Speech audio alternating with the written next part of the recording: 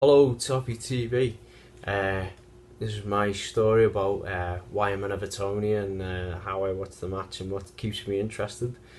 Um, so yeah, no one really big into football in my life other than my sister. She was a massive Red, but she was 10 years older than me and pretty much travelled from the age of 18 and was out of the house. So I didn't really have anyone in my life that was, kind of influencing me.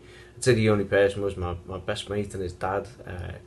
Coming from a big family of blues, never met anyone who was like so passionately into football. I mean, used to really get into it, screaming at the TV. But then he'd take the time to sit with me and like tell me all about Everton. Make sure I was, I'd ask questions and stuff. So he was always filling me in on all the information. And I think after that, like, I think that was probably around 93, 94, and then 95 he won the FA Cup.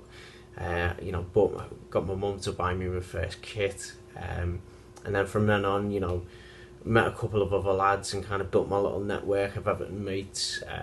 Continued to buy different football kits throughout the time. Got my first season ticket when I was 15, 16. Got to meet John Collins. John Collins actually gave me and my mates lifts home from an Everton event. That nice fella, fluent in French, very weird hearing someone like that speaking fluent French.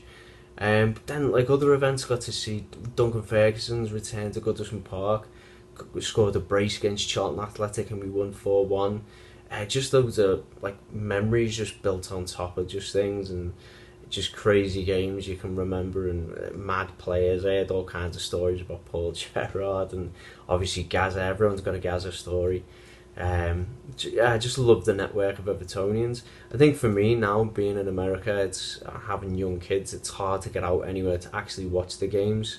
So typically I just watch it from my iPad or watch it from a TV with my kids. But the big thing for me at the moment is keeping up on events on Twitter, either through Toffee TV or through others.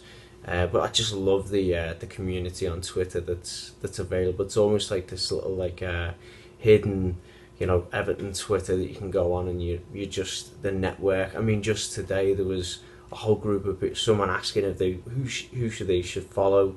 Everyone's World Cup fever now. All Americans are suddenly like, oh, seems like a good sport. I know the Premier League's on. I should pick a team.